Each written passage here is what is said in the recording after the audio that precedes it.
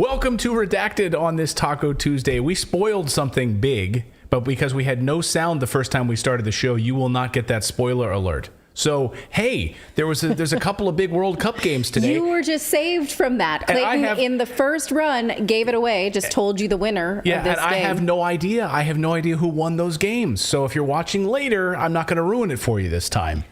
Sorry. Welcome into Redacted. I'm Clayton Morris. If you could read lips, you know the winner of that game. I'm Natali Morris. Well, don't go bad. Don't ruin it for him. All right. On this show, our goal is to seek the truth wherever it takes us. We cover the stories the mainstream media will not cover. And we've got a very busy show for you on this Tuesday to get into. So we're going to talk about a couple of big stories out of Ukraine, a couple of course, around war crimes. The New York Times with an interesting report. We've got an update on this bombshell report from the New York Times this weekend. We're learning a lot more details about that. We're also going to have a deeper discussion about the nuclear angle on all of this. Yes, why the International Atomic Energy Agency doesn't seem to be able to draw any conclusions about the shelling in Ukraine, but has lots of bandwidth for Iran. So That's interesting. We're also going to talk about, hey, Dr. Fauci gave his final press conference today, his final COVID press conference. So we're going to bring you some of that. I can't believe what he said on his final day, but we're also going to look at a lot of college mandates. Why in the world are universities and colleges in the United States specifically pushing for booster mandates, vaccine mandates, as they head into the spring semester? Could it be part of the Biden administration's COVID emergency plan, which has been extended, or is it part of a broader immunization agenda we're going to talk about? Plus, some preliminary numbers seem to show that Sweden may have done the right thing when it came to lockdowns. Sweden is not dunking on this. They're not high-fiving. They never said, see, I told you so. So we're going to say it for them. Yeah, that's right. And, hey, it's football season, right? It's World Cup. There's been a lot of chicanery that's been happening at the World Cup, and who's going to wear what? Are they going to wear rainbow armbands? Are they not going to wear rainbow armbands? There's a lot of politicking going on right now in Qatar, so we'll dive into all of that. So it's time to get uncomfortable. Welcome in, Rebels. Redacted starts right now.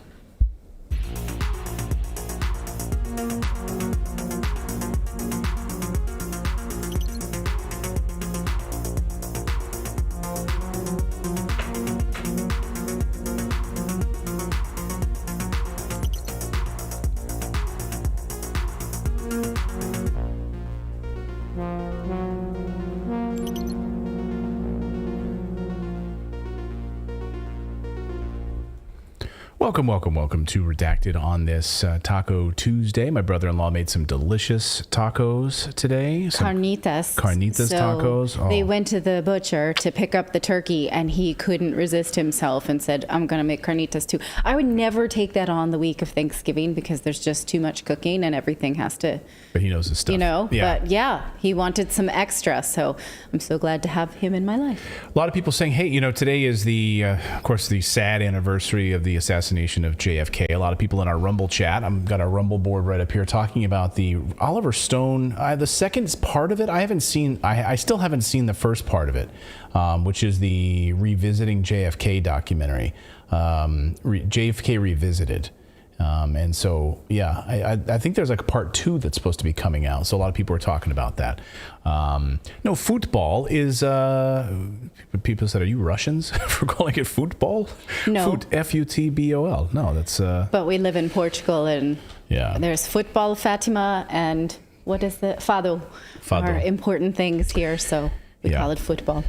All right. So we do have a daily newsletter. I would love for all of you to subscribe. If you go to redacted.inc, redacted.inc is the place to go. It's a website, and you'll be confronted with 2 options when you go to that website. Not .com, it's .inc. And on the left side of your screen, you'll click the sign up for newsletter option. Did you hear that little sound effect, little popping sound effect? That's what happens when you go there. You click on the left side of your screen, sign up for our newsletter, boom, and then you will be subscribed. You put in your email address, you hit submit, and then you'll receive a welcome email. Now, it's so important. You must confirm that you want to receive it. So you'll receive an email to your Gmail. You just got to go into your spam folder somewhere else and click on that you want to receive the email. Click here to verify it, and then you'll receive it tomorrow morning. Now, we cover a few stories every morning, in 5 or 6 stories that we cover. And you can read them over your cup of tea, your cup of coffee first thing in the morning.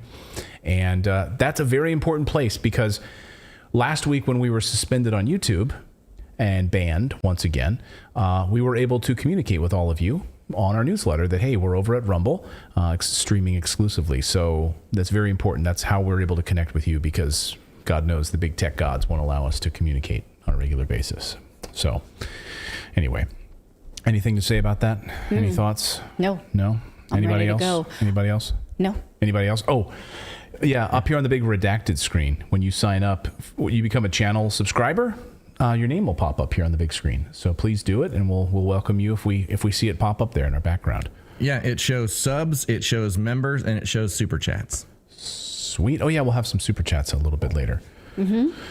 All right, can I take a little sip of tea? Sure. Yeah, I'll have some seltzer. Okay. Just wet your whistle. I had some raw milk. Raw milk? Raw milk? Okay. That's perfect for speaking. Are you nursing? It's like the worst thing you could possibly... Why don't you just have like a cupcake? or like... It's like... Ugh. Okay. Raw milk. I have a bar of butter here. I'm going to eat later. Yeah. Why don't you eat a bag of cotton next? It's not buttermilk. All right, let's get into it. Our top story tonight. Let's talk about what's going on in the Ukrainian war. The United States and UK are now pushing for more offensive weapons to Ukraine rather than just those defensive weapons, which is great. Because we need more offensive stuff from the United States and from NATO partners. We really were getting upset that you guys were not sending enough billions of dollars in weapons into Ukraine. So, yes. Is it also because they have shown that they're responsible with weaponry and keep it inside their playroom? No, they get it. They scatter it all over the place. Like when they start playing with their weapons, they do not keep it in the playroom. Okay. It continues to go to other locations. Oh.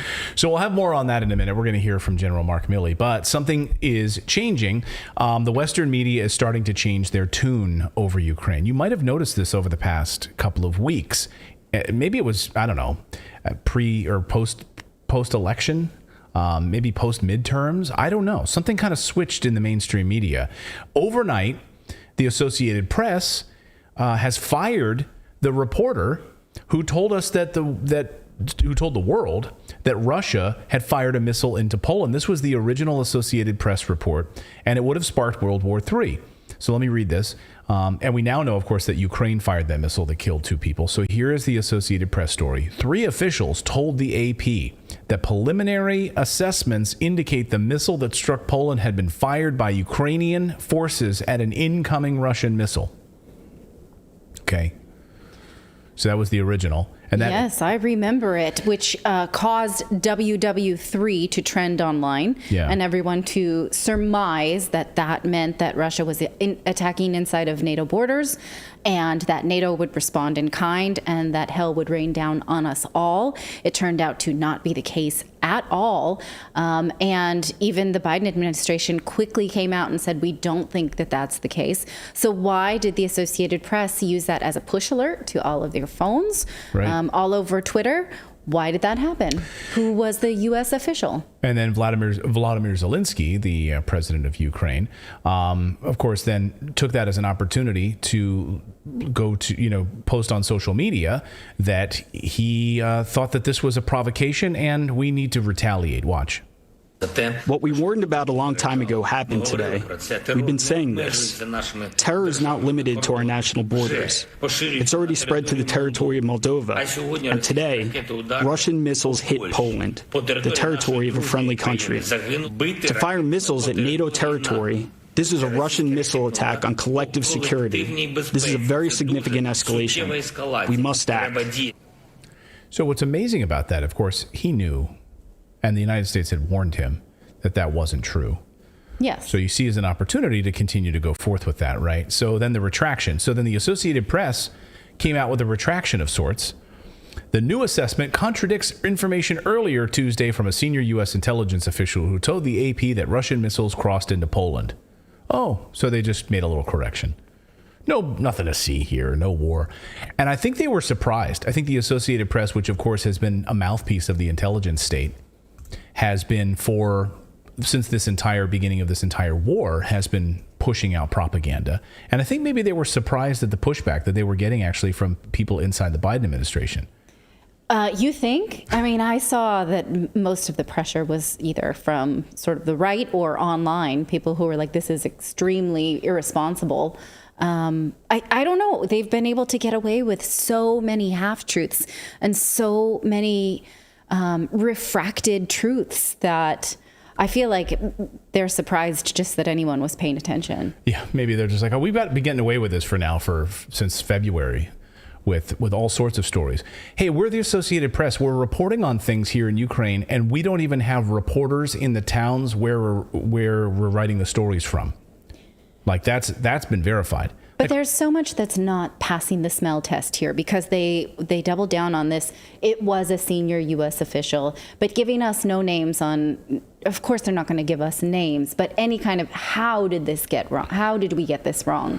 Well, the Associated Press has standards. I don't know if you know this, and we'll get into some of these sources here in a second because that's an interesting part of this. So the Associated Press has they have their own rule book. You can take a look here on your screen. This is the Associated Press Statement of News, Values, and Principles.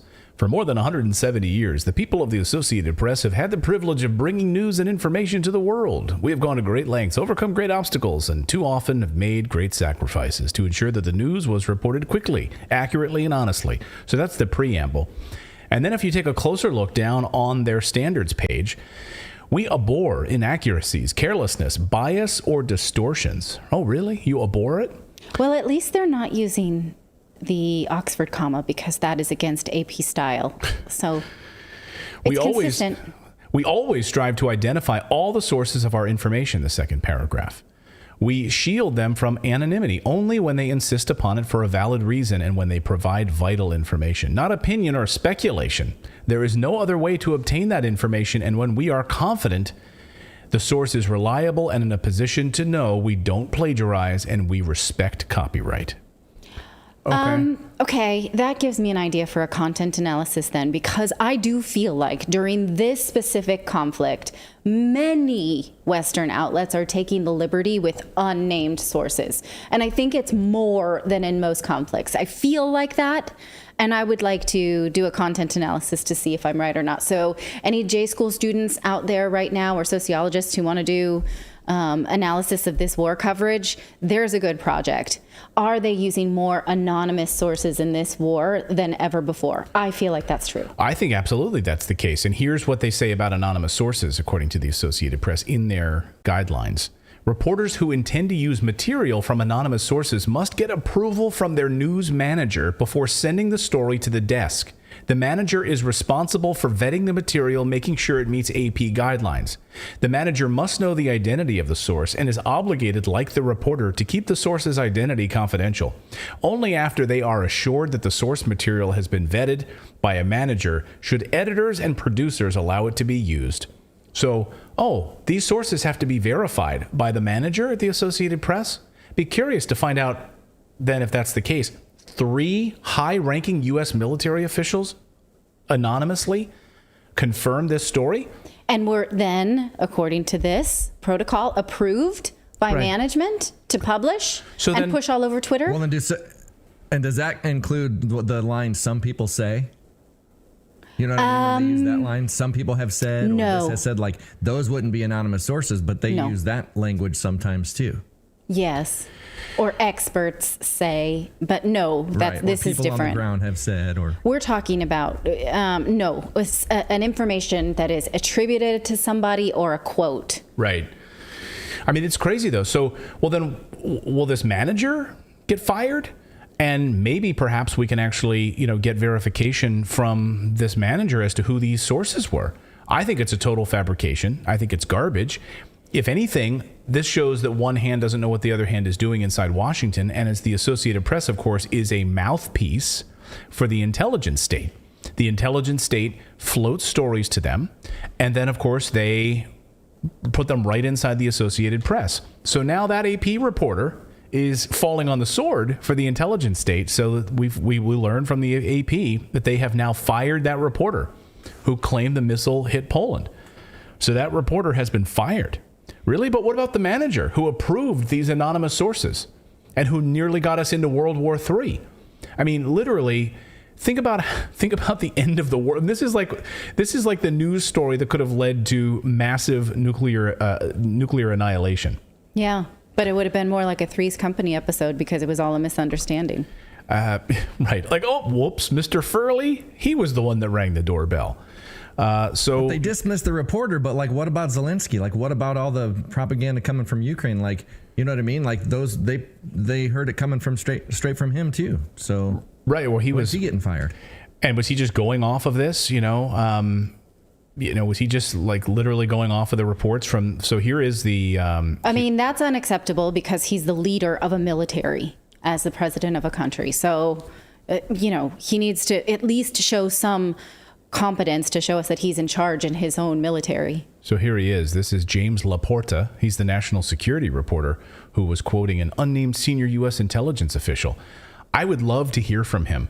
James, now that you're fired, maybe you can speak freely. Would you like to come on Redacted and tell us the story? Tell us who that redacted source is. I would love to know that redacted source because you got thrown under the bus for it. Because I don't believe for a second, I think the people that work at these news organizations largely are just being fed stories. Here's a source. You need to run with this. You need to publish a story on this. I don't think that he has, certainly not you don't work for these news organizations and have autonomy. You go to work at a place like, you go to work at a place like the Gray Zone or Redacted, where no one's telling you what to say.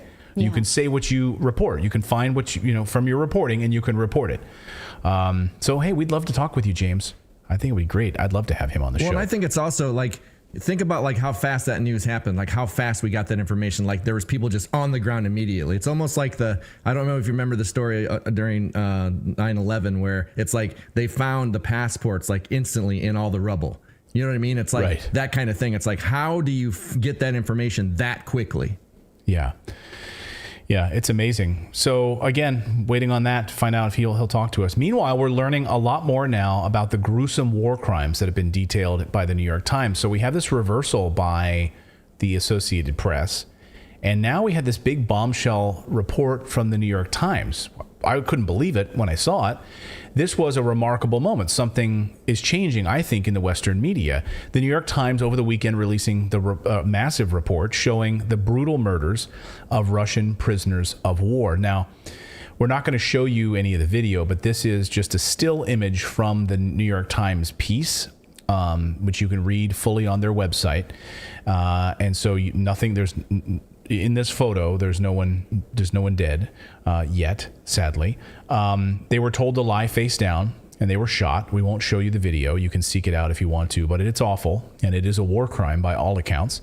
And the New York Times confirmed the video is real. Let me repeat. The New York Times authenticated the video. Imagine that happening back in February or March of this year, where the New York Times would have authenticated that Russian POWs were shot in a war crime. It's a pretty big moment, and it explains a lot. Yeah. Firstly, this is what they're saying Russia has been doing. Like this, if you watch the propaganda that comes out of the Ukraine, this is what they are accusing Russia of doing the entire time, and we've not seen any evidence of Russia doing anything even close to this, other than trying to avoid casualties at all costs. Yeah, but that doesn't stop them, and the Associated Press has been complicit in this as well. So this is why this is like a sea change moment, maybe? Maybe I'm just being hopeful here. Well, I was thinking about it because in the same week that CBS News releases this Hunter Biden laptop confirmation, right, and the whole internet is like, way to catch up. You are about 2 years late on that. Right. In the same week that CNN has record low ratings. In the same week that, CBS News goes off Twitter and then comes back. I think that there's this, now the media is like, why do they hate us? One, because you don't tell us the truth. Right. You hold stories that you feel like are unfavorable to your pre-existing narrative. And maybe it's time to stop that. And it feels like for the first time, the New York Times was like, we don't like reporting this, but we're going to have to. Yeah. Like, all right, I guess we have to do our jobs. Yeah. That's why you're not supposed to like the things that you report on as a reporter, unless you review spa treatments or whatever. But for the most part, you should not have. I was thinking about this today because I'm like, most of this stuff I would never have allowed myself to entertain if we had not been doing so much research for the show. I don't like it. I don't like it at all. I don't have a pre-existing bias other than peace. But you have to look these things in the eye in order to advocate for them to stop. You have to know what's going on. Well, and they wouldn't know what's going on because they've been kept from knowing what's going on. That's part of the problem. Firstly, it explains why Ukraine hasn't wanted Western media near the front and the front battle lines. Remember when we showed you the video of CNN, the CNN anchor reporter in the field in Ukraine admitting that the Ukrainian government has been keeping them from the front lines to avoid they're basically like, yeah, they keep us far away from there. Why? So you're only allowed to report from Kiev in a hotel and act like you're actually in the front lines and you're not? So that's garbage. What happened to actual war correspondence? We're not allowed to see it because you don't want us to see what's actually happening. We don't want to see what's being caught on camera. So that's when CNN actually tried to share that with us. What are they trying to hide? So now I'm going to quote from the New York Times. I almost grabbed your glasses. I wonder how that would have worked.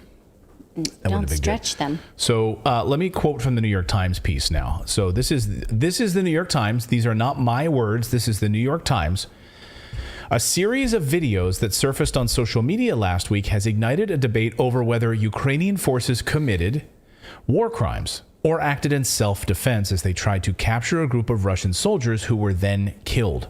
The video shows the grisly before and after scenes of the encounter earlier this month, in which at least 11 Russians, most of whom are seen lying on the ground, appear to have been shot. At close range, one after the other of their fellow fighters suddenly opened fire on Ukrainian soldiers standing nearby. The videos detailed below, and whose authenticity has been verified by the New York Times, offer a rare look into one gruesome moment among many in the war, but do not show how or why the Russian soldiers were killed. Ultimately, they leave a mystery that has been used by both sides on the online battle for hearts and minds. The videos were first circulated by Ukrainian news and social media channels. They were using them to laud their military prowess of their armed forces and publicize their heroic taking of territory lost to Russia early in the war. Now, very important, as Wyatt Reed pointed out, journalist Wyatt Reed, who we had here on the show, he said the only army right now that's been actively filming these types of things has been the Ukrainian army. Yes. And they wind up on Ukrainian Telegram channels. So here you have this video of this, and it's astonishing and terrible. It's awful. We're learning more, though, about these war criminals involved in in this act. The Ukrainian border guards. What really gets me... Sorry. I was going to say what really gets me is that they try to spin it as when they say self-defense, like these people had their hands tied behind their back. Like there's no argument you could make for that whatsoever if you look at the video. Well, I didn't see in this video, to be clear, I just want to be 100% clear. From what I can see, I don't see any hands tied behind backs. I see them they're being told to lay down on their knees and their hands above their heads. So you might be seeing a different video, and maybe they are in a different video that you've seen. But from what I can tell from the videos I've seen from the New York Times, in these videos, their hands were not held behind their back. In other videos, you're right, that we showed on the show, and then of course we were blocked for showing them. We were demonetized for showing them. There were hands tied behind the back. So just to be clear on that point, but yes. Yeah. So we are learning more about these war criminals who were involved in this horrific act. The Ukrainian border guards who shot the prisoners were identified as Artur Bordnichuk and Mykhalyevsky Nazar. Those are the Ukrainians. But who else was there that day? Well, we learned this morning that an American soldier was involved during this execution time. An American soldier was there on the Ukrainian side. According to the Telegram channel Track a Mercenary, U.S. infantry veteran Chris Naganuma from Arvada, Colorado, am I saying that right? Arvada, Colorado, was present in the videos. He was there and confirmed. Now, this has been confirmed by the Gateway Pundit. This has been confirmed by Track a Mercenary, which tracks mercenaries. Can you believe that? Like, we have literally, because we need to find out who all these people that are going into Ukraine and actually getting paid to fight in Ukraine. And who's footing the bill for this, by the way? I saw a super chat just come in a minute ago. Let me ask that. It's like, how are we in the West? Denise says, how are we as Americans supposed to assist funding a war abroad while we're being invaded by criminals with fentanyl in the United States coming across our borders.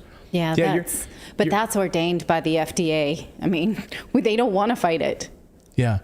Your tax dollars going to mercenaries in Ukraine. We already know, we've already shown you how your tax dollars are also going to fund Al-Qaeda and ISIS fighters who are coming into Ukraine. That's been confirmed. Well, and you contractors. Remember, we showed videos before where it was Americans clearly walking through there saying we're here to kill some Russians. Like they were saying that. Mm-hmm. And that clearly showed that that's what they just did. But that was applauded on social media early on. I don't think that at least Twitter has the same, social media has the same appetite for people saying that kind of thing now. But that doesn't mean they're not there doing it. So this is Chris Naganuma, who is there. Here he is, wearing his, night scope stuff. And then here he is with the Ukrainian, he's there laughing with them. Here, I don't know if you have this other one there. There he is laughing with them in the field there. 8 days ago, Chris Naganuma from Arvada, Colorado, according to Track America Online, U.S. arrived in Ukraine. He came to visit U.S. mercenary team called FOG, Task Force 31, and is now there as a combat journalist.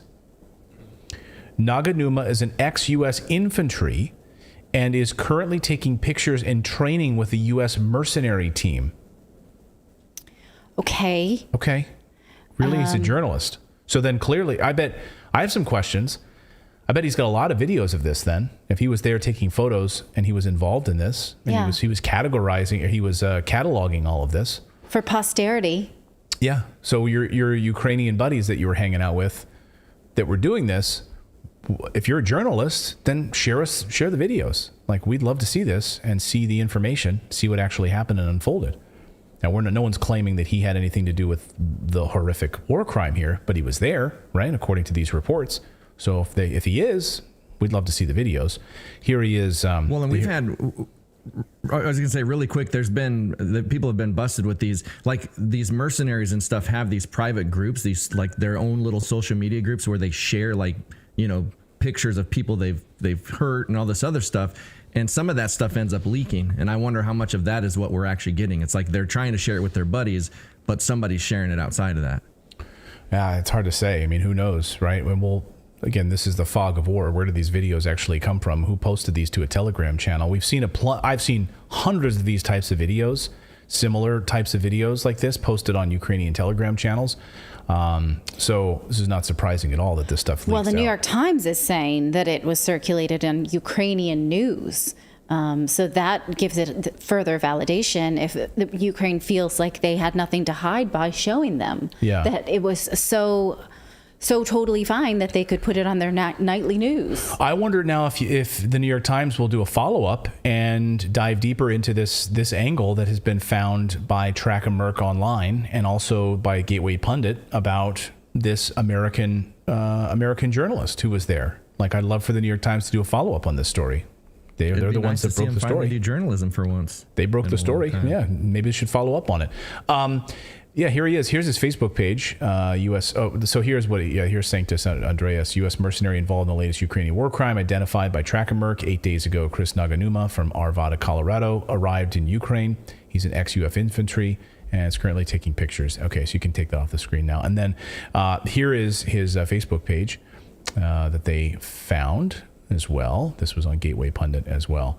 So now the United Nations is asking Ukraine to investigate, but Russia asked the United Nations to do its own investigation for obvious reasons. They're also asking the Council of Europe, the International Committee of the Red Cross, and Amnesty International, which has already independently verified that the Ukrainian army is guilty of violating international war treaties. They published a report on that, then had to kind of retract it or walk it back and backpedal it. So will anything come of this one? It's a good question. Under the Prisoners of War, Article 13 in United Nations Human Rights, prisoners of war must at all times be humanely treated, according to the United Nations. Any unlawful act or omission by detaining power, causing death, or seriously endangering the health of a prisoner of war in his custody is prohibited and will be regarded as a serious breach of the present convention. In particular, no prisoner of war may be subjected to physical mutilation or to medical or scientific experiments of any kind which are not justified by the medical, dental, or hospital treatments of the prisoner concerned and carried out in his interest. Otherwise, it's a war crime. Oh, so you mean like laying them down and shooting them? That's not part of taking care of them. UK Prime Minister Rishi Sunak then visited Ukraine over the weekend, left the G20, and pledged another $50 million in additional aid. Oh, pounds. Yeah, I keep forgetting. Pounds, baby, pounds. This happened, and even though the UK National Crime Agency's director, General Graham Bigger, told the Sunday Times that weapons sent to Ukraine could be trafficked out of Ukraine and end up in the hands of criminals and terrorists. And someone in our chat earlier said, yes, 75% of these weapons, we can't track them. We don't know. So General Mark Milley, though, is not moved by that. He doesn't care where these weapons go. We're about to send a whole lot more offensive weapons. Watch. The United States are determined to continue to support Ukraine with the means to defend themselves for as long as it takes. We will continue to support Ukraine for as long as it takes, and we will continue to support them as long as it takes. And until then, we will continue to support all the way for as long as it takes. We will be there for as long as it takes. We'll be there forever. Wait, we will be there? Thought we weren't there. Yeah, I guess you let the cat out of the bag. I don't know. So, meanwhile, speaking of money laundering, a judge ruled today that he's going to keep the names redacted of the top 50 creditors to FTX. Here's Zelensky getting his big new bucket of money because the United States just announcing an additional tranche of $4.7 billion. So he's going to get some additional money just in time for the holidays from you, the taxpayers, to continue this little charade. And then, of course, money laundering. The judge ruled today that he's going to keep the names redacted of the top 50 creditors to FTX. You know, Sam Bankman-Fried's little operation that was laundering money. Then the Democratic scheme that was shoveling billions of dollars through the Ukrainian crypto exchange, or through Ukraine through the crypto exchange, and then back to the Democratic Party. Here's how it worked. Here's the good little nice diagram here in case you're wondering how that all worked. So Zero Hedge reporting this afternoon, a lawyer on behalf of a major FTX creditors made an appearance suddenly. And I want more on this story. I'm sorry. I want more on this story. He walked in front of the judge, and he says he represents a significant number of customers who are likely to be on the top 50 creditor list for FTX. Well, that's interesting, as Zero Hedge reports. So a lawyer walks in and says, you don't release these names. Yeah, I am interested too, and I would like to cross-reference those with the Epstein list that we talked about yesterday. Exactly. That is insane. Insane. And the Epstein case that we talked about yesterday was filed in 2017. Right. And so we're now getting it a whole 5 years later. So I do not want to wait 5 years to get this information. No, we'll wait 75 years. We will. And then we finally, haven't gotten it yet, so we can't really say we got it. The list or the list, yeah. And then finally, let's get you out of here on this point, on this story. U.S. senators today have been urging President Biden to start providing Ukraine with Gray Eagle unmanned aerial vehicles that could turn the tide of the war in favor of Ukraine. So more offensive weapons coming from both the UK and the United States. Forget defensive. We're going on the offensive now. That's the move. That's the weapons you'll be sending to Ukraine. Love to hear your thoughts on this story. Let us know your thoughts on this in the chat. If you subscribe to the channel, your name will pop up here on the big telly behind us. We've got more news to get to on this Tuesday. We're going to look at the nuclear investigation. Can I just say really quick what a beautiful origin story, like Zelensky, that failing, struggling comedian to billionaire dictator in how long? Yeah. Like, what a story. You know, Sean Penn should make a movie about it, and Ben Stiller should play the character. Wouldn't that be a great idea? Wherever did you come up with that? Just a good idea. Hey, we got more news. We're going to talk about the nuclear investigation because that angle President Putin has been fired up about, wondering when the hell are they going to investigate the continued shelling of the nuclear plant. We're going to talk about colleges still mandating the vaccine. Why are they pushing for this? into the spring. Like, what in the world is going on? By the way, and we're going to hear from Dr. Fauci. You do not want to miss this. He gave his final press conference today. We're going to play you that sound because it's unbelievable. And we're going to talk about Sweden vindicated over the lockdowns. But first, we want to tell you about our friends over at GhostBed. Now, there is nothing better than a great night of sleep, and sleeping on a mattress that is designed for your particular sleeping style can really help. That's why we are excited to bring you a partnership with GhostBed. GhostBed is a family-owned business that's been designing mattresses and other sleep products for more than 2 decades, so they know that sleep is personal and mattress shopping can be overwhelming. GhostBed takes the guesswork out of the equation with their online mattress quiz. You just answer a few questions about your lifestyle and sleeping style, and they'll recommend the right GhostBed mattress for you. You'll get a 101-night sleep trial and free returns for added peace of mind, and shipping is fast and free. Plus, all GhostBed mattresses are proudly made in the USA. With Black Friday coming up, you can get a ton of great deals at ghostbed.com. Our listeners get 30% off GhostBed mattresses plus 2 free luxury pillows, and get their cooling weighted blanket for free when you spend $1,500 or more. So use promo code REDACTED at ghostbed.com/redacted to take advantage of this offer. That's ghostbed.com/redacted. Use promo code REDACTED.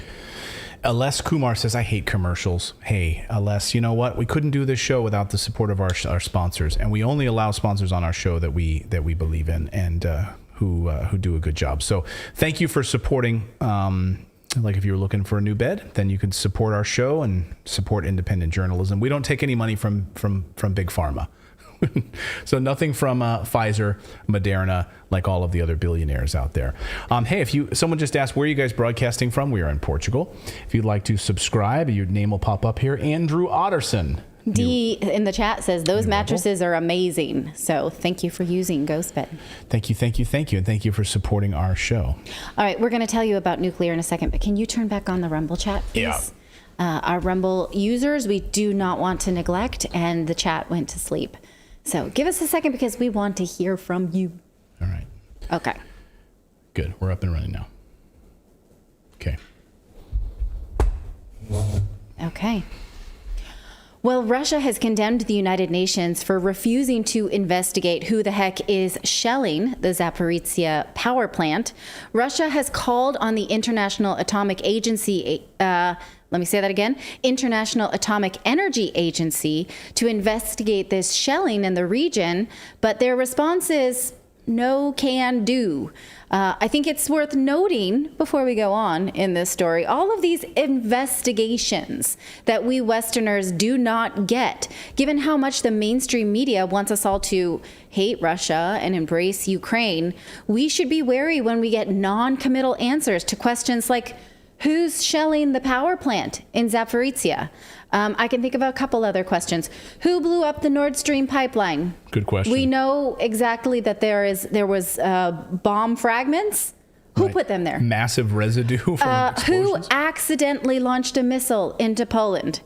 Who is committing war crimes and executing soldiers on camera? Who are these things? When the answer might be Russia, well, the media screams about it. But when it's clear that it's not Russia, and there may be some doubt that maybe would dampen our support for Ukraine, we get this head in the sand syndrome. So what's going on here, right? Is that me in the head? It looks like me with my head. It does kind of look like you. No, the one it's on just the left. a graphic. The one on the left. But this does very much feel like when we ask questions like this, it's like, no, we told you it happened. You should just be happy with that. Do you want to investigate? No, we'll just stick our head in the sands. But I can see Russia from my house. That's the Tina Fey line, well, right? I want to say White Lightning 777 sent a super chat that says, I just researched S-300. If it misses the target in midair, it's supposed to self-destruct. Multiple sources confirm this. What is the S-300, of course, is the missile that hit Poland. That's the missile. Okay. Yeah. Right. Interesting. I've seen a couple of different interesting takes on that in the chat, so thank you for that. Now, back to the shelling. of the nuclear plant in Zaporizhia. Russia says that it has sent information to the IAEA about these attacks, including photos and videos, because you recall in around August time this summer, the IAEA said, we're going to go to Zaporizhia. This seems dangerous. We're going to go see what's going on there. They went, they shook some hands, and they said, thanks, this should stop. We don't like it. And then they left. They never told us who was doing it. They said they weren't in a position to do so, but they just continued to condemn the attacks. Russia continues to document these attacks, and the IAEA did actually leave people behind to continue to monitor the situation. But it seems that all they are doing is monitoring whether or not it's volatile, and they continue to say that it's volatile. But, are they collecting this proof that Russia is sending to them? Are they going to follow up on that? If they feel like they can't do that, who should we ask? We should all want a straight answer on this, no matter who you support in this conflict. Now, Russia said this in a statement. This was, according to Russian statement, an official government document, but I did push translate on it. So this is the translation from that site itself. From Maria? Okay. So, yes, from this spokesperson, saying, we are convinced that in such an unprecedented circumstances, the top directors at the IAEA Secretariat must take a responsible action. This is Russia saying this. As an authoritative and independent international body, it should stop denouncing the shelling of the plant and stop demanding it be stopped without naming the responsible party. It should clearly say who it is to blame for these attacks. It's time to call a spade a spade. Otherwise, it is impossible to stop this happening.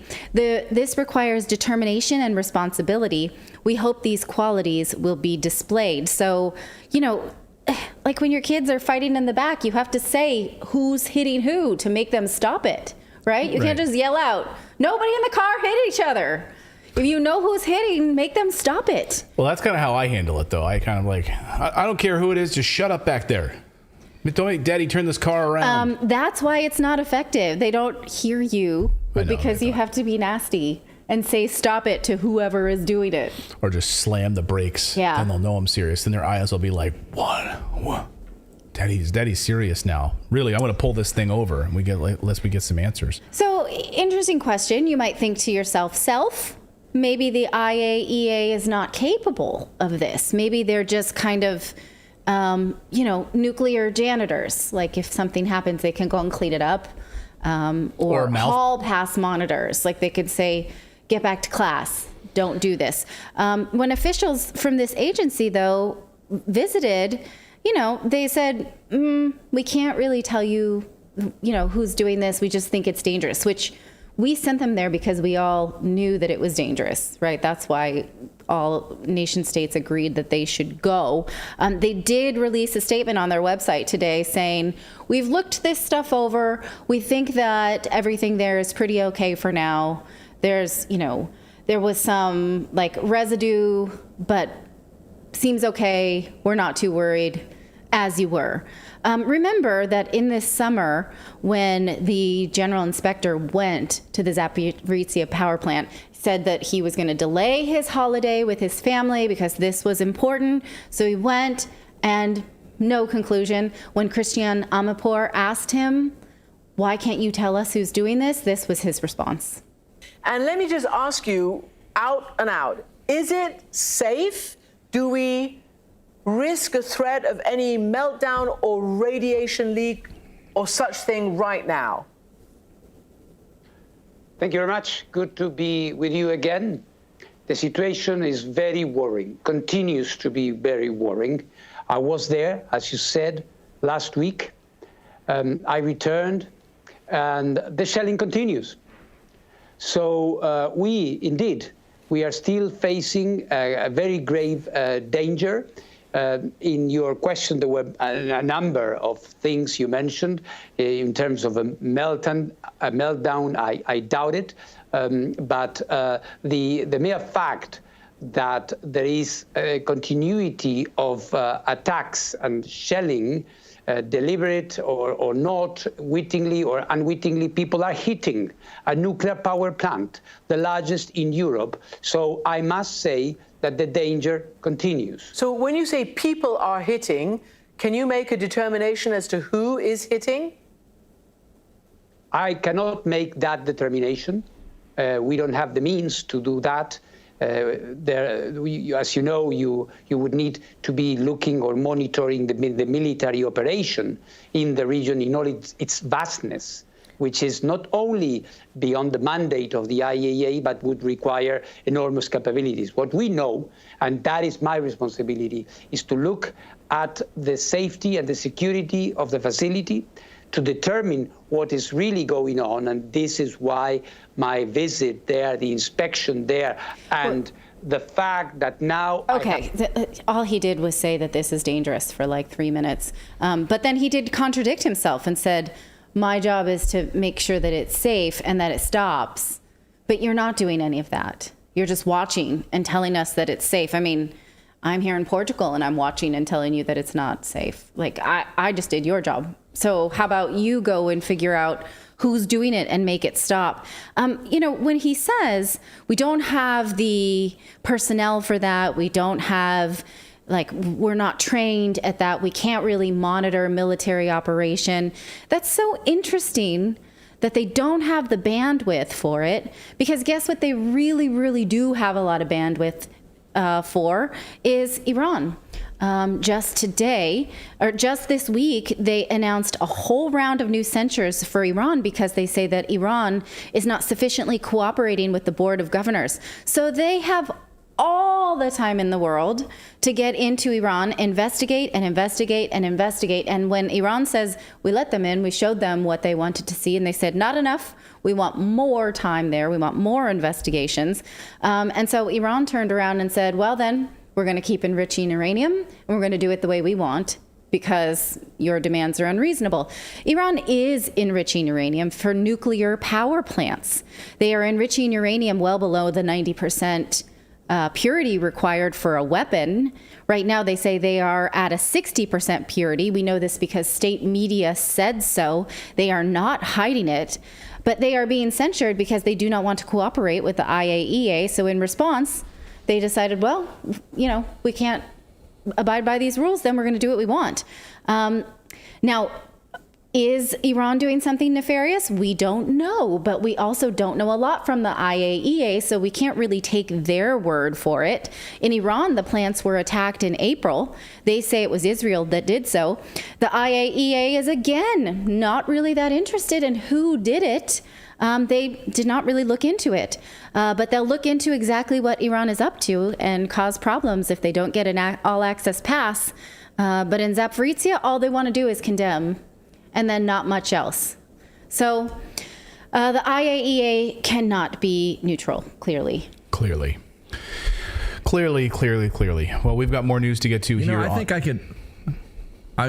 I could back up all these rules if there wasn't one country that breaks them on a daily basis that nobody holds them accountable for everything or anything. Right. The United States. So it's like we should not be able to tell another country, like they should be able to do at least what we're doing. No, people in the chat are saying no, they're just doing the U.S.'s bidding. The IAEA, they're just mouth pieces. Well, the IAEA is connected to the United Nations. Of course. And so the United Nations, yes, is an armed piece of the West with the U.S. as its ringleader. So that's why, condemn Ukraine, condemn Israel. Cannot do it. We can't possibly do it. But we've got more news to get to here on this Tuesday. Someone in our Rumble chat, Rob RAF, I don't know if that's Royal Air Force, Rob Royal Air Force, or just Rob RAF, says, Redacted are idiots or do not understand what they read. 3 exclamation marks. The original report says that Ukraine fired the missile. 3 exclamation points. No, it didn't, Rob. The correction went back and changed the original story. And so here they've corrected and updated it. So the original AP story, Rob, so we're not idiots, just to be clear. I mean, sometimes we're idiots, but maybe you can take it back. In earlier versions of a story published November 15th, the Associated Press reported erroneously, based on information from a senior American intelligence official who spoke on the condition of anonymity, that Russian missiles had crossed into Poland and killed 2 people. So, Rob, just check your reading skills, okay? Before you lob some insults. Before you're lobbing missiles Does Rob work for the Biden administration? I don't know. Rob, do you work for the Biden administration? Although the Biden administration was one of the first to say that's not what the data shows. Even the Pentagon. We can't even. One of the first confirmations that this was not from Russia was from the Pentagon. Yeah. That couldn't confirm it. So like the AP ran with it. All of these news publications were all over it, like stink on a monkey. Yeah. And good. So that was unnecessary. I didn't need to have said that about the Biden administration. I take that jab back. It was an unforced error, as we call in this house. When you hit at somebody, like you don't need to have taken that shot, and you do. It's unprovoked. That was an unforced error. I take it back. The Philadelphia in me comes out when, well, you knock him down. Now why you try knocking me down? You make a comment like that. All right, we've got more news to get to on this Tuesday. That's my Rocky Balboa. Yeah, we've got more news. We're going to talk about these colleges still mandating the vaccine, which is crazy heading into the spring. Like, what the hell? Really at this point? And we're going to hear from Dr. Fauci because today was his final press conference for his COVID press conference. Going into the holidays, he's taking the time off. He's quitting. He's done now for good. And we're going to talk about some woke football as well. All right, but first we want to tell you about our friends over at COVID Tax Relief. Look, you did the tough thing during COVID. You paid your people and pulled your business through the pandemic. And now doing the tough thing could qualify you for up to $26,000 per employee at covidtaxrelief.org. Government funds are available to reward companies with 2 or more employees who stayed open during COVID. This is not a loan, and you don't have to pay it back. This program is complicated, but nobody knows about it more than the CPAs and taxpayers, tax experts over at covidtaxrelief.org. You pay nothing upfront. They do all the work and share a percentage of the cash that they get you. Businesses of all types, including nonprofits and churches, can qualify, including those who took PPP loans, even if you had an increase in sales. Again, you did the tough thing during COVID. You kept your business open, so let covidtaxrelief.org help you get up to $26,000 per employee. It's worth a shot. Visit covidtaxrelief.org. That's covidtaxrelief.org. All right, let's try that again. We have the wrong lower third. So what you're seeing on your screen is the wrong lower third. Okay, here it is. Here's the correct lower third. Oh, there it was. It was there for a second. Can you go back to the proper one? Just go because I don't want people to get the wrong. There we go. Okay. So visit covidtaxrelief.org. Get up to $26,000 per employee. covidtaxrelief.org is the correct website. Visit covidtaxrelief.org is the correct website. All right. Thank you. Thank you. All right. This is on you. This next one. Yeah, so I got a question for you. Raise your hand if you have an answer for me. Like, why in the hell are colleges and universities in the United States still mandating vaccines for the spring semester? Or you won't be allowed to attend. Does anyone have an answer for me on that question? Because the vaccine... I don't even want to repeat that. You have no idea? I repeated because the vaccine prevents the spread. Because I don't know. I have no idea why colleges and universities in the United States are still mandating vaccines for the spring semester. It really makes no sense at this point. I mean, for young people, right? I could understand maybe if it was for universities where you had people with comorbidities, like it was called Comorbidity University. Like, and those are the only people that were allowed to attend that university, right? These are people with comorbidities, maybe elderly comorbidity people. In one university. Okay. Can you imagine that student union? No. Comorbidity university where you, I could understand it then, but even then, like forcing people to do something with their bodies, I still can't, stand behind. So, I want you to listen to a couple of doctors who had some thoughts about this on mandating vaccines for universities. Take a listen. Dr. Hamadi, there are still some schools that are forcing students to get the COVID vaccine, like Harvard University. The website states that in order to register for spring term, students have to be compliant with all vax requirements. This includes the annual flu shot, as well as the bivalent Omicron-specific COVID-19 booster. Again, Dr. Hamadi, I mean, this is forcing a shot on students that are completely healthy and have an infinitesimally small chance of dying from this virus. don't understand this, considering you can spread it with the vaccine anyway, right? I mean, you can spread the virus even if you're vaccinated. Exactly, Laura, and that's the problem, is when the vaccines first came out, we were told repeatedly by the drug companies, by the White House, by so many others, that this will prevent you from getting infected and spreading it. We know that is no longer true. It was never true, but now, after so many months and years of experience now, we know that's absolutely false. So what is the purpose of forcing people who are perfectly healthy, who are in some of the lowest risk strata, to take something which we know also could have side effects? Every medical decision is a risk-benefit ratio, and when you have minimal to zero benefit, but you have some risk, no matter how much that is, that risk-benefit ratio may not work out. And so it's frankly, I think, unethical, because it's coercive, and you're forcing people to take something that puts them at risk with minimal benefit, not only to themselves, but even to the people around them, given what we now know about the vaccines. On top of that, we have, as Dr. McCary was just pointing out, very little data, especially regarding this bivalent Omicron booster shot. We have antibody production data. We don't have data on anything related to mortality, long COVID, serious infections or hospitalizations. And for children, we have actually zero data. They're just referencing the adult data. With that. Oh, so zero data. So, but you remember the head of the CDC in the fall, she's like, but our recommendation, when she was asked about this, we played that sound on our show. What's your recommendation? Well, our recommendation going into the fall is just everyone get the booster. Just get it. Don't even ask questions. Just get it. That's what she said. So here are the colleges still requiring the COVID booster shots. And what's interesting is these schools are now like pivoting to require the booster shots. So not even just the straight up, they're just pivoting to the booster shot. So here are all, see if your state pops up here.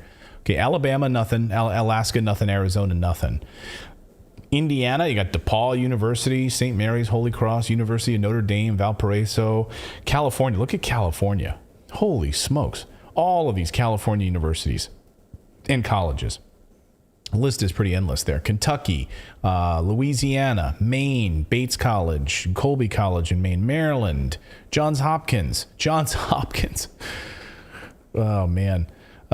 Massachusetts, Amherst College, Bentley College, Bay Path, Colorado, Fort Lewis, University of Colorado at Boulder, University of Denver, Connecticut. I mean, the list is endless. Delaware, District of Columbia, Florida, nothing.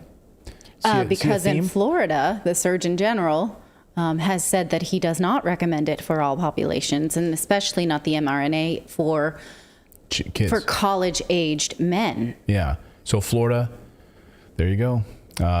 Arizona also not on this list. Hawaii, Michigan, Idaho not on this list. Illinois, Minnesota. This is really, I mean, and that was just up through, now we can go N through Z. Oregon, Nebraska, New Hampshire, Pennsylvania, New Jersey. Look at all these. Bucknell, Cabrini, Carnegie Mellon University, Philadelphia College of Osteopathic Medicine. I mean, when most workplaces have now dropped a vaccine mandate, why on a population of mostly healthy young people would this continue to be in place? Great question. Especially when you have the choice to vaccinate yourself if you want to. Why do you care about your neighbor being vaccinated or not, or your coworker or your classmate? Well, Biden's COVID czar, his name is Ashish Jha, this afternoon, he said that he thinks this is God's will for all of us to get the COVID shot. It's God's will. That's why you were given these two arms. Listen. I really believe this is why God gave us two arms, one for the flu shot and the other one for the COVID shot. Okay. And there you saw. Yeah, that's why you got two arms. Where's faith in that scenario? No. Like, you're supposed to just have faith and not have to take anything. And this is also why God gave us the biopharmaceutical complex. Right. Mm-hmm. Yeah. Did you notice Dr. Fauci was in that video? He was in the upper left-hand quadrant of that video. So today was his last White House briefing.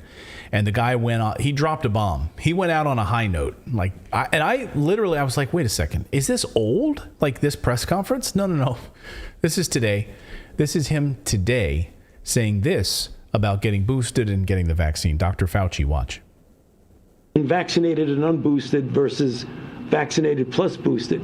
That doesn't mean you shouldn't get boosted, but the real danger is in the people who have not been vaccinated. So that's where we expect If we're going to see a problem this winter, it's going to be among those people. Okay. Goodbye, Fauci. Don't let the door hit you in the ass on the way out. Those people. Didn't they get on Trump about that by saying things like that? Like, isn't that basically inciting violence, kind of? Yeah, those people. Establish that? On both sides. Those people on both sides. Those people. They're going to really have a problem. Okay. So we have, last week the Senate voted 62 to 36 to end the emergency declaration. Although Senate Majority Leader Chuck Schumer claims that his vote was falsely recorded as an aye. And then they fixed that. The declaration of a public health emergency has been used, of course, as a rationale through a lot of this to suspend the rule of law for nearly 3 years. The Biden administration then, of course, referring to the state of emergency as a pretext for suspending student loan payments, right? As well as unconstitutional rent moratoriums, a whole host of things, asking for $10 billion additional in COVID response. And then he's threatened to veto any new congressional efforts to end this national emergency, according to a statement from the Office of Management and Budget. So he's going to veto anything. So if Republicans now in control of the House try to pull something, he's going to veto it. So then keep us in perpetual emergency. Yeah, I mean that's at least through the spring at least. I mean that's where we are right now, and maybe he'll extend it again. He's going to keep going with this because it's certainly cover for the biopharmaceutical complex. Sure. So why not? I'm waiting for the lights to come out, the security level lights. Oh, they have where do they have that in New Zealand? Right, orange, red alert, or is that in Australia? Australia has the traffic light system. Well, the CDC does do a sort of green, orange, red for certain communities, and you can search your community. They already do have something like that. It's not really used in the news. They could just double up on Smokey the Bear. They could say fire, chances high today, and COVID green. Bubba Smith says he had this done in our chat, in our Rumble chat, and says he had a heart attack a few days later, then a blood clot in his leg. Bubba says. Bubba, I hope you're okay. That's awful. Dr. Rima Libo is a doctor, and she says that this is all about the immunization agenda 2030 from the United Nations and the World Health Organization. This is Dr. Rima. And she says the Bill and Melinda Gates Foundation, the World Health Organization, all part of this. And it's printed right on there, implementing the Immunization Agenda 2030 by adding these additional round of vaccines. Listen to what she has to say about that.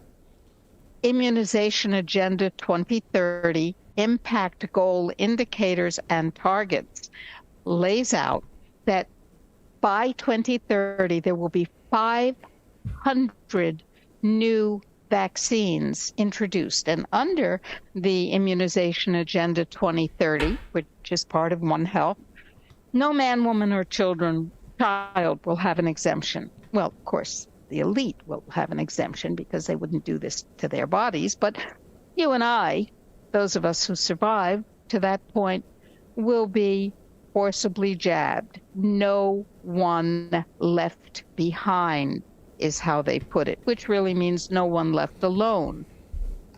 So that's the implementation, implementing the Immunization Agenda 2030. You can read all about it right on the World Health Organization's website. I mean, we've already seen that happen in New York City when the garbage collectors sued the city for vaccine mandates and showed that there was an exemption in the city for entertainers and artists. They did not have to get vaccinated or follow vaccine mandates, but trash collectors, sanitation workers who had so little interaction with the public were forced to take this or else lose their job. They won that litigation, but there's still an appeal to get their jobs back. But she's right. The elite will not be subjected to this. It's just sort of the normal idiots like us. Brad Wildman in our chat says it's divine vaccination. Okay. Yeah, divine vaccination. The God wanted you to have two arms for a flu shot and for a COVID shot. So if anyone has an idea as to why these colleges, and I thought it was just going to be a few. As I started going through the data, I thought, maybe it's just going to be Harvard, where this kind of story. No. Hundreds upon hundreds of universities and colleges across the United States sticking to this mandate. Yeah, Really, really troubling. That's shocking in this day and age. Yeah, really troubling. All right, we've got more news to get to on this old Tuesday. We're going to talk about Sweden could be vindicated over how it handled things during the lockdowns compared to what's going on in the United Kingdom. We'll show you that. Plus, we're going to talk about a little World Cup, wokeism, on all of that. But first, on this show, we're constantly trying to better understand the world around us. It's a crazy time. We love to read. We love to understand. And knowledge and understanding are more important than ever. That's why I've been a Blinkist user for 2 years now. I started during the pandemic, really exploring what Blinkist had to offer. So what is Blinkist? It's an amazing app that allows you to understand the most important pieces of information from thousands of nonfiction books and podcasts in just 15 minutes. Blinkist is not about learning, it's about understanding. And I love that mission. So it's not just like rote memorization of anything. It's about understanding. You can try it for free for 7 days and get 25% off their premium membership when you go to Blinkist.com/redacted. So let me give you an example. I've really been working on getting more done, trying to be more organized in my life. This has been my great mission.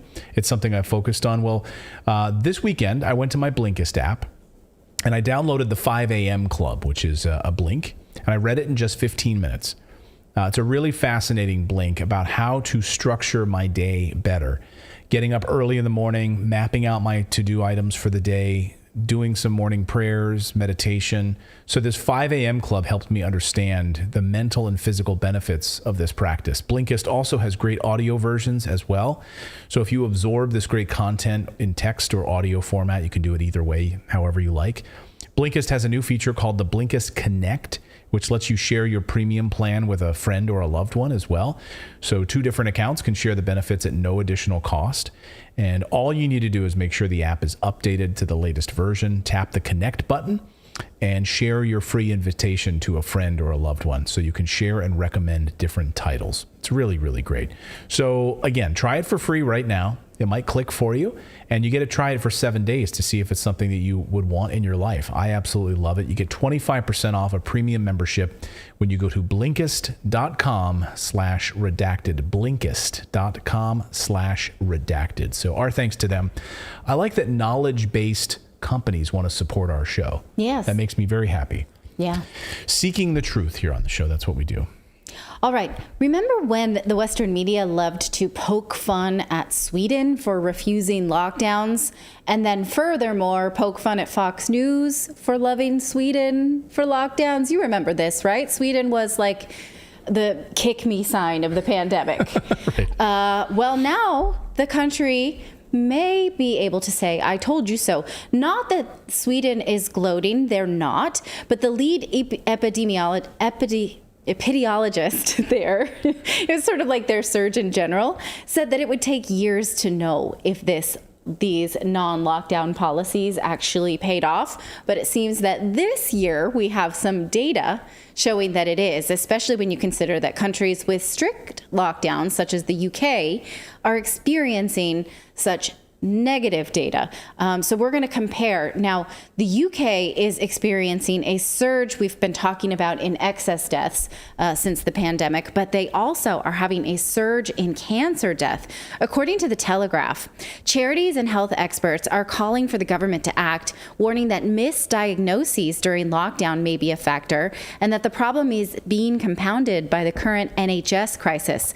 Since the beginning of September, there have been nearly 900 more deaths in people with cancer than would be expected at this time of the year. The most recent breakdown of causes of death from the Office for Health Improvement and Disparities show there were nearly 230 extra deaths in the worst week, that week alone, of people dying from cancers that either were misdiagnosed or not diagnosed. Early diagnosis, they say, can improve your chances by up to 30%, depending on where you land on the stage 1 through 4. Now, the health secretary is defending the National Health Services and saying, yeah, it's bad, but we're kind of doing what we can. We expected this. He really has a pitiful response when pushed on this. Listen. You use the word challenge a lot. I want to show our viewers what challenge really means. We can look at this graph. You might want to look at it as well. The number of patients who have to wait over 12 hours before getting onto a ward when they arrive at A&E. look at that spike. And in a way, Laura, that's that not makes a challenge. That's a disaster, that makes isn't my it? exact point. You can see the extent to which that has risen exponentially on since your the watch. pandemic. So the point I was making was in terms of where, from the Labour Party here, this being a 12-year issue, you can see there's been a very material impact from the pandemic, and it's in that context that we've taken the difficult decision on social care, whilst we remain committed to those reforms, to delay them for 2 years, which frees up the £6.6 billion investment into our NHS, but also the 2.8 and 4.7 billion that goes into care. Can you look at that as Health Secretary and tell our viewers this morning that this system is working? Well, that's why we're put with a very difficult... My question, can you tell people that the NHS is working right now? I recognise, Laura, that it is under severe pressure, and that RAF illustrates that. That is why, despite the very real challenges in the autumn statement that the Chancellor faced, he prioritised funding for health, an extra 6.6 billion over the next 2 years. But it's less than they asked for. It's less than they say they need. Well, the Chief Executive of the NHS was clear this gives the NHS the funding that it needs, but we have also, alongside that, recognised that simply focusing on the NHS without also focusing on care will not actually address the issue of delayed discharge. Which is why some people wonder why you're delaying the reform, but we've talked about that. Now, I just want to show a little empathy here, because if you've ever gone to the doctor and had them say anything scary at all and say, oh, we want to test you for this, and then you cannot get an appointment to follow up to verify whether or not you have this or your child has this, I've been through that kind of thing with my kid where they're like, this might be this, let's get it tested. And then you agonize. This is agony to not be able to get information about your own health. Take a look at this.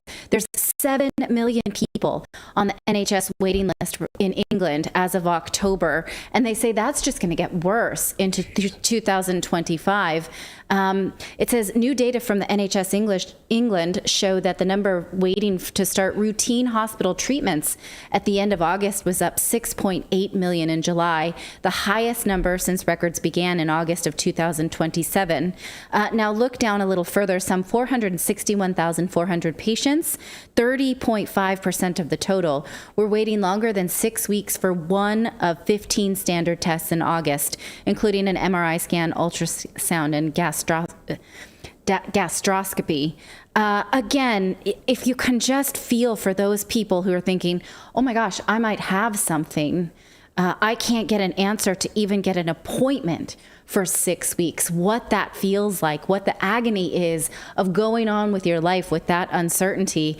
And they say this is just going to get worse. Now, when we do compare this to Sweden, though, which did not do what they called lockdown experiments, the numbers are hard to argue with. This is Anders Tegnell. He is the Swedish state, like their sort of surgeon general, said that he could not recommend lockdowns given he didn't know if they worked. That was his official policy. He said they'd never been proven, so he didn't want to risk it. In hindsight, that is really logical. Yeah. They weren't proven. How did we know that that was going to work? Why did we all agree to that? And I'm going to see in the chat many people saying, I didn't. But I get you. Now, this radical approach actually cost him a job with the World Health Organization. In April, the Swedish Public Health Agency announced that Tegnell would leave his job and join WHO as a senior expert working with vaccine distribution. But then after he left, the WHO kind of played this dirty joke on him and said, sorry, we never could come to an agreement on his contract. He doesn't really have a job here. So that's interesting, right? He's this sort of pioneer in anti-lockdowns, thinks he's being moved on up to the WHO, and then they kind of pull the rug out from under him. I did not have time to look further into this story today, but I'm interested in it. If anybody knows something extra, wants to point me in any direction, I'm all eyes. Now, about those Swedish statistics, the Telegraph reports that In Sweden, in February, when they abolished all domestic COVID restrictions, Sweden emerged with one of Europe's lower COVID death tolls. The rate is 1,614 per million people, just over half that of Britain. Given that British death tolls were comparable at first to Sweden, it's hard to argue that there's some demographic force which meant COVID was not going to spread the same in Sweden. Again, now we see Finland, though, coming back around on those COVID death numbers and saying we attributed a lot of deaths to COVID when they were deaths with COVID. We may or may not see Sweden do that because Sweden was included in some of that analysis from the Finnish government. So we're going to have to wait on that.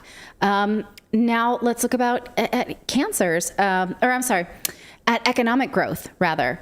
When you compare Sweden, their GDP fell by 2.9% in 2020, while Britain's collapsed by 9.4%. Both have bounced back. Again, this is written in February, though, before we had this hell of a year that we've all somehow survived. Now, though, in February, they were estimating that Sweden's economy would be 5% larger than before the pandemic, so got back to a growth pattern versus 2% for Germany. The UK will be about 1%, one of the lowest figures in Europe. Again, these are February numbers. I think those are increasingly optimistic, but data usually relates increase in GDP to increase in health for all manner of reasons. When GDP raises, individual people see an increase in income and are able to buy themselves a healthier lifestyle, whether that be replacing indoor cooking, facilities or eating better or what have you. These are all very preliminary measures, but ones we absolutely should keep in mind if and when we are ever asked to make sacrifices during a lockdown again. Someone says, Dynastrope in the chat says, the reason the Swedes didn't lock down is because of the Swedish constitution, but the Swedish government changed that a few weeks ago. I didn't hear that part. Yes, I am interested in that. Send that to us. Yeah. Well, also the people wondering I was wondering why Sweden didn't take a victory lap in this. Hey, and apparently that's part of their law too, but it's a cultural law. The law of Jantelagen, where Swedes don't show off. Okay. It's a Swedish virtue. Why my laptop stopped working? It's a Swedish virtue. Swedish Jantelagen, law of Jante. Why Swedes don't show off is, So it's a little custom. And it's basically called Jantelagen, the law of Jante, because it says that you're not better than anybody else. So if you do something extraordinary, they are less prone to bragging in Sweden. I love that. Don't show off. You got a new car? Don't show off. Got a new house? Socialist. Don't show off. You have a number of record sales, fancy furniture? Don't show it off. Just don't show it off. Okay, I'm all for that. I love that. Do you see my new glasses? They're not new. I'm just showing off. Oh, okay. I'm not Swedish. All right.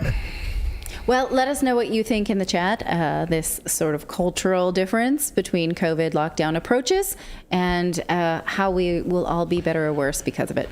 I am going to show off something here before we move on. I'm going to show you, and I want you all to call, so they wouldn't do this in Sweden, but I want you all to start calling me Lord. So we have a number of lords and ladies who have now got their proclamation of land from established titles. They have a huge Black Friday sale going on right now at established titles using the code Redacted.10 at checkout. Established titles is a project based in the historic Scottish custom where landowners are referred to as lords and ladies when you buy as little as 1 square foot of dedicated land. And when you get a proclamation in the mail, you can actually technically change your name. You can change it on your driver's license. You can actually get your name changed with Lord put in the front of it. Hey, shouldn't just be reserved for people like Sir Paul McCartney. You can be Lord Clayton Morris, and that's what I'm going to be. So now technically that is my name. Established titles will actually, so a viewer last night wrote to me and said, do they plant a tree in the square foot of land that you buy with established titles for $40 or $50? And the answer is no, they don't. They plant it with a charity separately in another location. So they work with global charities like One Tree Planted and Trees for the Future. So when you go and visit your land on your proclamation, yeah, you'll see your own land, but there's not going to be a tree planted there by them. It'll be in another location. It's a great last-minute gift because the declaration will show up in the mail with your name on it as either Lord or Lady of this plot of land, and you can get it framed. What's even better is that you can actually change your name, and that's what I love about it. You can buy established titles, plot of land, and it'll be right next to ours. So we are building a redacted rebels kingdom inside of Scotland. And I've heard from dozens of you that have already bought your plot of land, so we're planning on getting together. My goal is in July, we're going to be in Scotland. We're going to go to the location, and I'm hoping we can coordinate a redacted rebels cookout or something on our land together. It'll be so much fun. We'll film some videos. We'll have some fun. What's that? We should build little hobbit homes on all of them with little picket fences, like models, and have a whole little like a little towns, like a little towns. I'm sleeping in Zoolander. Yeah. How are the kids gonna get in the building? It makes an amazing last-minute gift. Established Titles is running a massive sale right now for the holiday season. If you use the code Redacted10, you get an additional 10% off. Go to establishedtitles.com/redacted10 to get your gifts now and support this channel. So they support us. If you want to get a little last-minute gift, you can do it. PC Max says, please do it. A grill. We should set up a grill on every plot. Like we'll have like a tailgate. So we'll just have a grill on each plot of land for all of the redacted army, the redacted rebellion. We'll be there in Scotland. Freedom. You can't take away my freedom. Okay. Freedom. All right. Good plan. Good plan. Good plan. If you subscribe to the channel, your name will pop right up here on the big screen. And please do that by going to... You can also support our channel. We have a daily newsletter by going to redacted.inc, not .com, redacted.inc. Somebody asked, if you're non-binary, what title do you get? Lord or Lady? Is there a cis title or non-cis title? So. I really don't know. Like we were talking to someone who was it? Where did they go? The Nordic last names that are like Odin son or Odin daughter, like do those change for non-binary people? I wonder what I only know the conversation around around English language. So if you know the answer to that, let us know. I am interested. Maybe it's like Odin child. That's a Odin child. Odin child. Odin son. Odin offspring. No. Anyway, okay.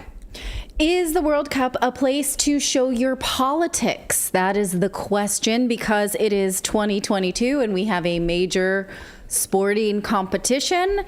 And in this day and age, everything has to be a woke fight.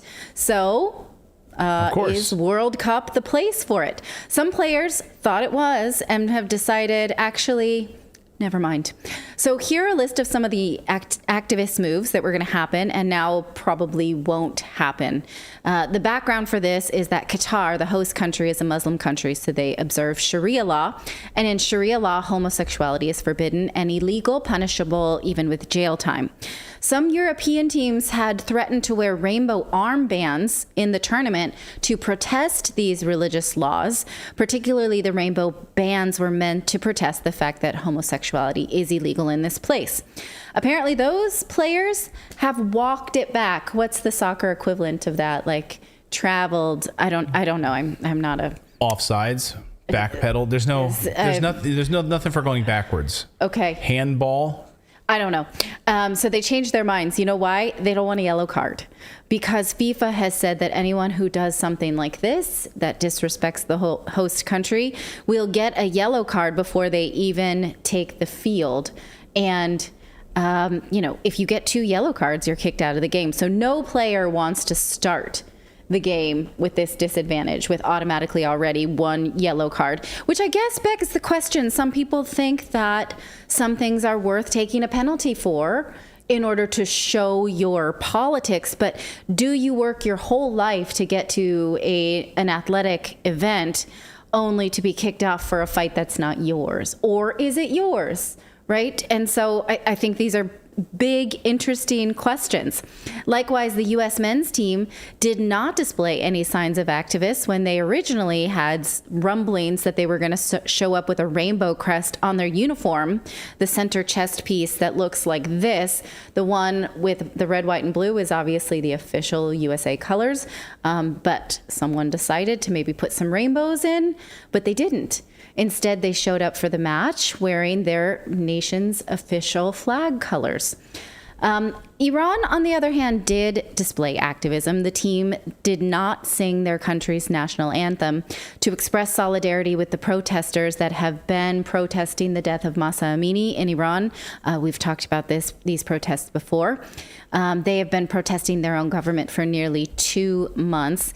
Here is an image of them not singing during the national anthem. Now, I think this is a conundrum for fans, really, because fans are going there to support their country and their culture and ultimately their nation. So they're showing up representing what? A nation and a culture that they do not support, or they can parse out one from the next. It's really tough. It underlines how conflicting this can be because, you know, sport can be such a unifying force, but in an age where we just can't leave anything alone without politicizing it, we can see how it can also be very culturally destructive. And, you know, so we all have to ask ourselves, is football or soccer the way to prove a point? Does it really, does it help? Is something that I think, does it help gay people in Qatar that Westerners are sort of provoking the local government? Because the local government is not going to cave, you know, and the local government has said that homosexuals are welcomed here as travelers. Citizens still cannot be homosexuals, but does it make it worse or better for them? Do you know that as an outsider? Is it respectful to do this? Should you speak for other people? Or is this a sign that cultural divisions create more divisions and that maybe, you know, this sporting unifying event is no longer a sporting unifying event? The Iranians were not penalized by FIFA for this anthem move, but rainbow banners and other protests will still not be allowed. And again, FIFA says that anyone who pulls a stunt like this will receive on-field penalties. And this is a language that the players understand. They do not want that. One other reason that everyone is so fired up about politics is FIFA President Gianni Infantino spoke out about disrespect for the host country on Saturday night in an emotional tirade, and he accused those who were speaking out against local laws of moral lesson giving and hypocrisy. Like, who is anyone to do this, right? Just because you've qualified to play in a tournament. And he also spoke about the government's decision to reverse its stance on beer sales. Originally, they were going to allow beer sales in the stadium when, for the most part, they do not allow that in that country because they don't allow alcoholic beverages. And Budweiser was really left holding the beer, right? Because they reversed stance on this because of pressure from local government saying, we can't have this. And Infantino, the FIFA president, said, I think personally, if for 3 hours a day you cannot drink a beer, you will survive. I would just like to point out that not drinking beer makes you more likely to survive. So he is actually 100% correct. That's very woke of you, though. I wouldn't say that. Is it? No, I don't know. I think I think woke culture actually actively hides the pathology that results from drinking. I think woke culture wants nothing to do with breaking that down at all. I mean, they protect beer sales and alcohol sales and all of the data that goes shows that alcohol is not just a disease of the addict, but actually bad for everybody. No, woke people do not want to look at that at all. No. They wouldn't have had Erin Andrews the other day. She was doing a segment she was sitting in front of Crown Royal. She had a glass of Crown Royal. It was like Crown Royal is giving away like food bag. What I forget. Does anyone know? Maybe anyone who saw this advertisement. Oh, it was an NFL game. And they're promoting. When did they lift the ban on hard alcohol on television? Remember you were not allowed to see that on television for many, many years. It was only in print ads, and then suddenly that's back now. anyway, she was there like holding a glass of Crown Royal, talking about Crown Royal is giving away these little purple bags of food to people in need. Oh, yes, that's right. I saw that too. And then she's like holding a Crown Royal. She's like, Crown Royal is giving back. And I'm like, well, it's a great message.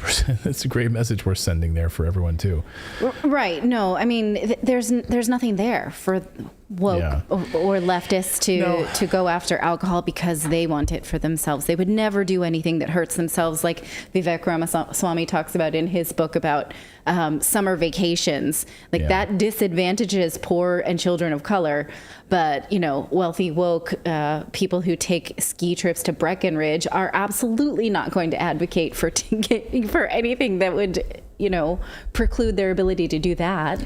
So if you come from the Vivek Ramaswamy school of thought, it's like, okay, I'm watching a FIFA game, so let's just watch the game. I don't need your politics, just in the same way if I go to a movie, I don't need to know Brad Pitt's politics. Well, because we are allowing people who are privileged, famous, wealthy to put their politics above people who are not.